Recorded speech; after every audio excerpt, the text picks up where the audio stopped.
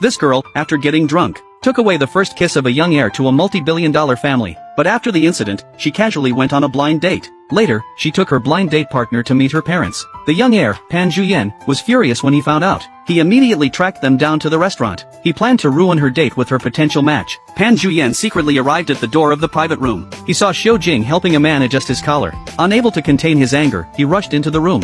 Stop!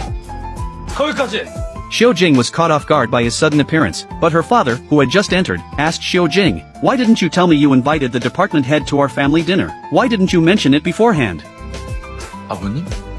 Xiu Jing shook her head, insisting she hadn't invited him. Xiubin learned that the man was the department head who had helped pay for their father's hospital bills, so he casually greeted Pan Juyen. Only then did Pan Juyen realize that Xiu Jing had called about a family dinner, not the meeting her parents part that he had assumed. Pan Juyen said that blind dates can't compare to random encounters. He shamelessly joined their meal, claiming, "I'll pay for this meal, uncle, eat as much as you want." Lost in his joy, Pan Juyen had no idea that the maid cleaning his room was actually someone sent by the former chairman. She told the former chairman that the department head seemed odd. "Not only did he not let me clean his study, but he also installed surveillance equipment in the study." It was the maid's words that reminded the former chairman of painful memories. When Pan Juyen was young, he wanted to go to an anime event, so he forced his parents to go with him. It was on the way there that his parents died in a car crash, but he survived because his mother held him tightly. The former chairman always blamed Pan Juyen for the death of his son. When she found out that Pan Juyen secretly collected anime figures in middle school, she heartlessly burned everything he had collected, including the pirate figurine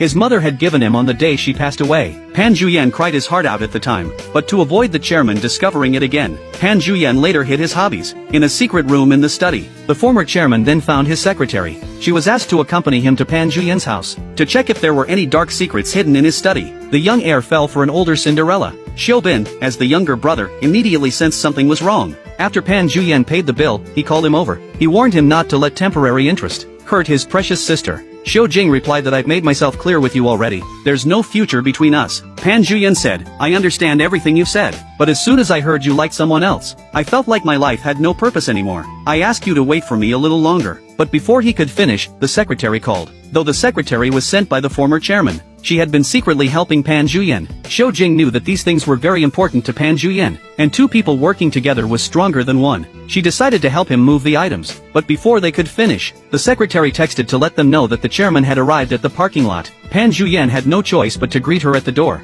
The former chairman noticed nothing unusual in the study. She asked why he didn't let the maid clean it. Pan Juyen lowered his head, not knowing how to explain. Meanwhile, the former chairman walked step by step toward the secret door. At that moment, she was drawn to something. She casually picked it up. It was the only photo of Pan Juyen with his parents.